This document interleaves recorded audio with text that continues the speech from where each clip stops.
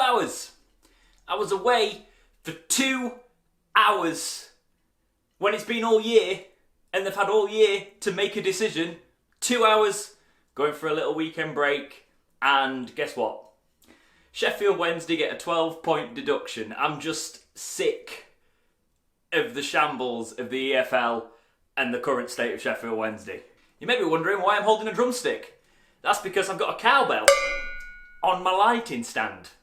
That's the extent of the makeshift production I've had to put together for this. I've got to edit it on a laptop from 2011. That has less memory than most care home patients, and I guess I'm just going to have to deal with that. Let's start by going over what the statements actually say, shall we? So this one's from the EFL. An independent disciplinary commission appointed under EFL regulations has ruled that Sheffield Wednesday will receive a 12-point deduction for breaching the league's profitability and sustainability rules for the 3-season reporting period ending with the season 2017-18.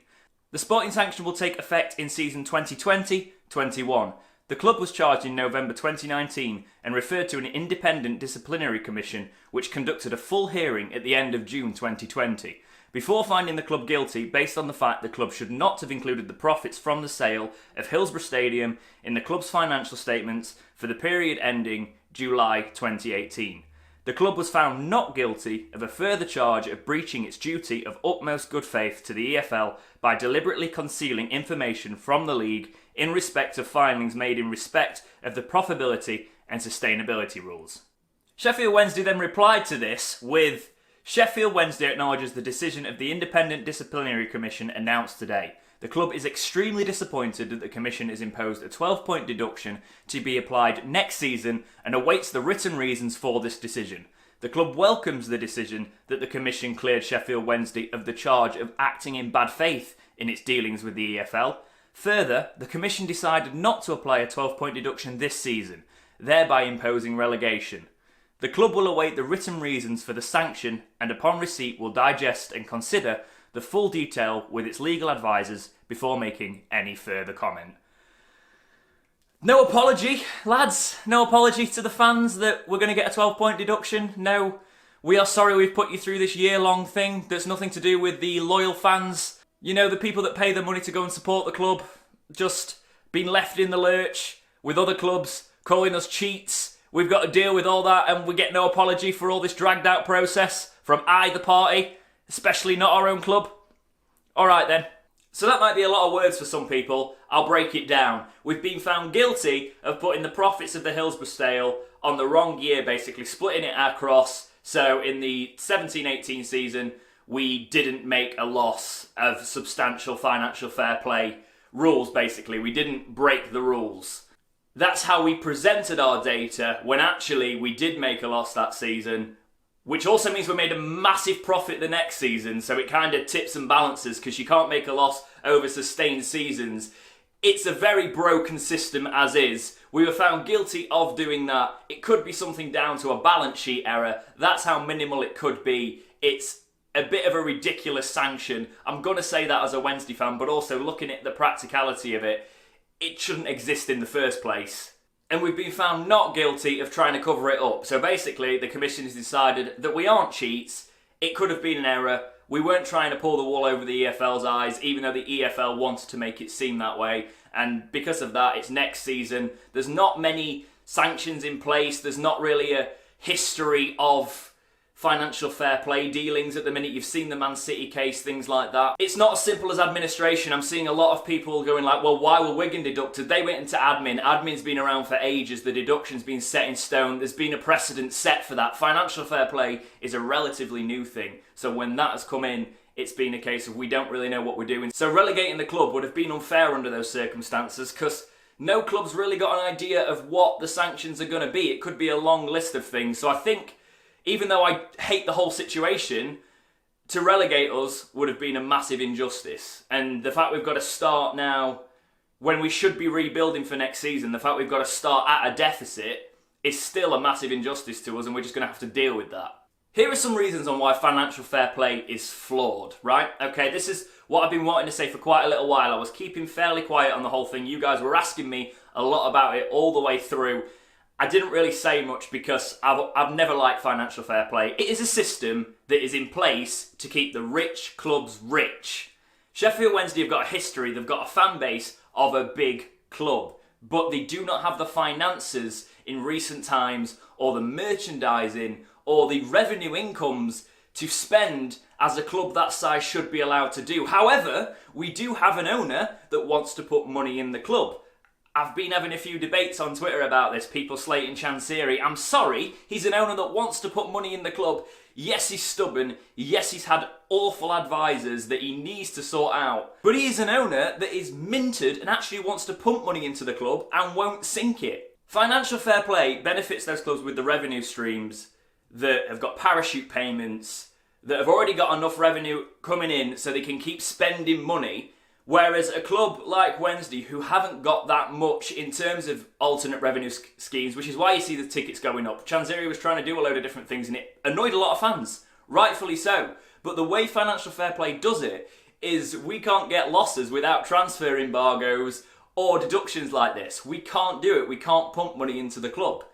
That's why it's a flawed system. If you have got an owner who wants to put money in the club, can prove that they are going to put money in that club and not run them into the ground, just let them do it. Why don't you let them do it? Because clearly the EFL aren't capable of keeping clubs afloat anyway. Wigan have got a new owner and they have crashed them within a few weeks. Look at Bury, look at clubs like Bolton. The EFL hasn't done its job, but it's doing its job of keeping the rich clubs rich. It's not protecting the clubs like it's supposed to do. If Wednesday had got promoted in those 3 seasons, we wouldn't be seeing any of this because even if we'd have got relegated, we'd have had parachute payments. Clubs with parachute payments can constantly yo-yo between the leagues with no real risk because they've got millions in parachute payments coming in. They've got the Premier League money when they go up, the TV money. It's an unlevel playing field and it's getting ridiculous. It's way too warm to be filming this. Thanks, Wednesday. Cheers. Thanks, EFL. So what can Sheffield Wednesday actually do about it? We can appeal. The whole reason we haven't had the points deduction this season is we wouldn't have time to appeal. So by a court of law, we could have pulled the EFL's pants down if they'd have relegated us and not give us a right to appeal. So that's why it's next season. That is just the law. Fans need to stop moaning about that now. That's just the way the law works. If you haven't got time to appeal because a certain thing that rhymes with wandemic has crossed the world and affected the season's time span, then you can't relegate a club this season without giving them time to appeal. That's just the way this weird season has happened. Otherwise, I do feel if we'd have won at Middlesbrough on the last day or collected enough points, the commission would have given it us this season. They would have just taken it off, start fresh next season. I think the club kind of knew that. That's why Monk was so adamant on getting 3 points at Middlesbrough. Nothing less than 3 points is acceptable because we'd have got the deduction and started afresh. Now we've got to start on the back foot next season. The players let us down in that front. They have let us down because I feel like that is what the commission wanted to do. They wanted to keep us safe, not relegate us, give us the points deduction, set a precedent for it this season so we wouldn't really appeal it. But they couldn't do that. Because if we'd have got the points and it didn't relegate us, there wouldn't be the case of an appeal. We'd have let it go. And the players let us down, and that's what's frustrating me so much. I'll get onto the players in a minute. This whole situation is just mental and frustrating. There is obviously a chance we can win the appeal and not get the points deduction next season, but it's unlikely. They kind of want to set a precedent with us. They want to punish Derby in the same way. I just think financial fair play is flawed. It's a stupid system. We don't need it. The clubs don't need it. The EFL clearly aren't fit to impose proper sanctions. You've got footballing biases on that board already. You've got lawsuits flying across the board now because each club doesn't want to be fairly relegated. Look at Barnsley. They were threatening legal action if they got relegated and they got saved by Wigan getting a points deduction. And now their fans are acting like it's the second coming for them. Hold your Jesus jokes, I swear to God. But Barnsley benefited from a Wigan points deduction and they were going to throw the toys out the pram if they got relegated, when actually they performed as one of the worst 3 teams in the Championship this season. Yes, they managed their finances, but they were in the bottom 3. And they were still thinking of threatening legal action because they didn't want to get relegated. It's just lawsuits, lawsuits, lawsuits. Football is money and lawsuits now. I can't not mention the fact that Charlton are moaning. The Charlton and Wednesday fans seemed to get on until this. There wasn't really a rivalry between those two fans' bases. It was a decent away day. Everybody seemed to be alright with each other. I mean, don't get me wrong, I've seen some of their fans going, guys, we've been shocking this season. It's a bit of a shambles to be trying to drag another club into it. And I respect those Charlton fans. Fair play. But there's also a lot that are going, yeah, let's go through the lawsuit. Let's do it that way. When people are just reading the headlines of Wednesday getting a points deduction, they're not looking into it. They're not looking into the fact that actually it's a little bit dodgy why we've got a points deduction. It could happen to most clubs because the rules weren't really in place. The EFL signed off on everything, right? So if clubs think they're doing the right thing and they are exploiting the loopholes in the system, I don't care. Every club is going to exploit loopholes, just like every club is going to present a lawsuit if it benefits their club and keeps them up, or gets them going in the league, or gets them money. Each club is going to do what is best for their club. I don't think any fan base can realistically disagree with that. Let's read the Charlton statement, shall we? Club statement, Sheffield Wednesday. The club is considering a legal challenge following the news that Sheffield Wednesday will receive a sporting sanction that will take effect in the 2021 season. Sheffield Wednesday were charged in November 2019 for breaching the EFL's profitability and sustainability rules for the 3-season reporting period, ending with season 2017-18. We fail to understand why the deduction will take place next season rather than the current season, which seems to be irrational, and we are writing to the EFL to get an explanation of the justification. The club will keep fans updated on any further action. Just give it a rest, boys! What's the issue? Right? Keep your nose out of another club's business. That's one of the best Charlton fans' comments underneath the tweet I saw. Keep your nose out of another club's business. Focus on your own crap. Right? Yes, I understand, and I've said that each club is going to be doing what's best for their club. But I'll tell you why it wasn't imposed this season. Because we didn't have time to appeal. Legally, you've got to have time to appeal. And yes, the EFL has been a shambles in letting it go on this long. But they have let it go on this long. So it would be unfair to the club of Sheffield Wednesday to not allow them a process of appeal. It's that simple. That's what they're going to write back. Alright? Done it for you, Charlton. The players let us down this season. If they'd have performed, even up until the last day, 3 more points, then all this would have probably been avoided. Because I feel like that commission would have deducted us this season. And the players we have had, the mercenaries that have left, you've seen me rant about them before, they let us down. If you play for Sheffield Wednesday, you might not be old enough now to actually see what Wednesday were. But I also need to say to Wednesday fans who were around in 91, wasn't me, but you need to drop the thought that we are what we were. We aren't. We haven't got the finances to be. So stop slating our owner and having a pop at every available opportunity. I respect that you have seen the glory days of Wednesday. A lot of us haven't. A lot of us have to realise the state the club is in and actually appreciate that for the first time we've got an owner with money that's give it a go in my lifetime. The first time an owner has actually give it a go. Yes, he's got things wrong and I'm not defending him. It completely lies with him. But for the first time, I've seen an owner give us a go at getting to the Premier League. It's as simple as that. But it was down to the players this season. Too much money, the wrong kind of players. Chancery needs to get a decent advisory team in, bring in younger, hungrier players. That's what Monk seems to want to do now, a rebuild. It's a shame we've got a backseat rebuild now. We've got to sort of like take that back step and climb up through the ranks. I don't like that. But if you play for Sheffield Wednesday, you need to act like you play for Sheffield Wednesday. We're done employing mercenaries. Just actually fight for the shirt and make the fans proud of something on that pitch. It's simple enough. There is a rumour that because of this, it means we've made a massive profit at some point, which means we might be able to spend again.